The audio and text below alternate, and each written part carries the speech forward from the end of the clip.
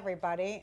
Here we are at the studio for our Wednesday night call-in show, which we're very excited to have. We have a guest tonight, besides my co-host, John Argent. We have a guest tonight, Todd Dorenfield. Hi, you talking to me, Dr.Cliff? Hi, Dr. Cliff. Yes, hi. Hi. What you got Roseanne. to say for yourself? Well, I had called in, I left a message about this. I had seen you on Larry King last night, and I was very interested in how that went. And yet I understand, I think, where you're coming from on that. Well, what do you know about it? Well, I've done a lot of hypnotherapy going back to the 80s of tuning into that deep voice within. Originally, I came up with this idea through the dissociative personality issues, multiple personality stuff at the time. There was something, I don't know if you heard of this, it was called the center. Yes, I have. And the question was, does everyone have a center? Not just, multiples or dissociative people. And so what I found in '89 is the answer is yes. Everybody does have that inner voice. Right. And I'll be writing on that pretty soon. I really have kept that pretty much to myself all these years, and I'm ready to kind of share that more and get that out to the world. And well, the I think of it's you on Larry King was just amazing.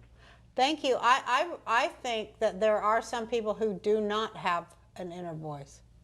Well, I would think so when you see them. But what's really amazing are the people, because I do hypnosis, I videotape it, play it back. The people who are pretty spiritual or high hypnoabilities, it's not that shocking to them. They kind of know it already. But what's really shocking is the people who don't acknowledge it, who are more cognitive, very low hypnotizables. And yet I found that so far they do have it too. That's even more surprising, isn't it?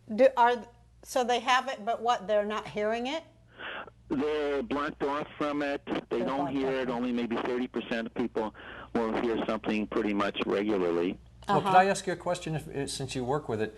Do you assign, you're saying, speaking and channeling God or energy, do you assign a name or an identity to that? Do you think that's the person themselves, just a deep voice within the person? Or are you saying that that's he's more saying that neutrally? center. Later I can speak my own personal point of view. But neutral, I just wanted to follow the phenomenon. And most everyone would say, that was me, but it wasn't me. That was of me, but not me. Because it's so wise and so much new material and new ideas. Now, some people would call that the soul or a reflection of the one above, Hashem. And other people, who, even if they're atheists, fine by me if they want to call it just their inner wisdom.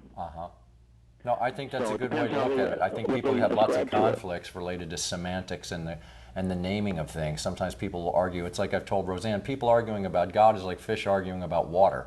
It's obvious that we're yesterday when I went on your site. Yeah, it's obvious that we're at the mercy of huge forces, and that there's a huge context and there is something called that which passes through everything, and we all experience it. I think we come to disagree with each other and have problems when we start to pray to it, call it God, call those things beliefs, etc., and move further and further away from the simple fact that we do have a center, right? Yeah, we hear that information. Kind of absolutely. Information. With the water, they're surrounded by it, so they don't really know it's there. Well, I think that a lot of people who have religion, I think what religion does is I think it blunts the voice of God inside of you. I mean, because, it's all like, it's all based on fear and hate. And when you're listening to that, also I think when you really scare children with images of like dead people hanging on, torture crosses and stuff like that, the thing that they learn is to be afraid of God. And it's like a separation from God. When you're terrified and you can't get any relief, you know that you get the feeling that, oh, God doesn't hear your prayers, so you separate from it. And that first separation is like, it's actually an ego defense mechanism.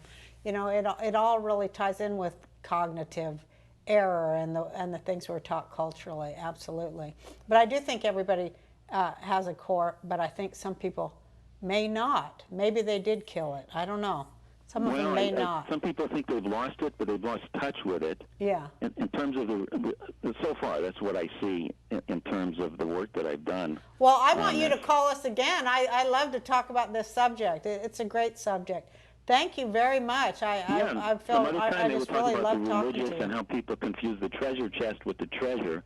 Oh, they get yeah. so locked up in the treasure chest that they're missing the treasure. Please call us Please back. call We us like these back. kind We'd of like to do a conversations. whole hour with you. Okay. All right. So now Wonderful. now we're gonna bring out our guest Todd Dornfeld, a filmmaker, and That's Pops. terrific. I've seen his work. It's I very guess interesting. we're gonna take a break. Now, yeah, let's take a break. We don't have to Okay, get up and we're walk taking a off on break. camera, right? Right. Very cool.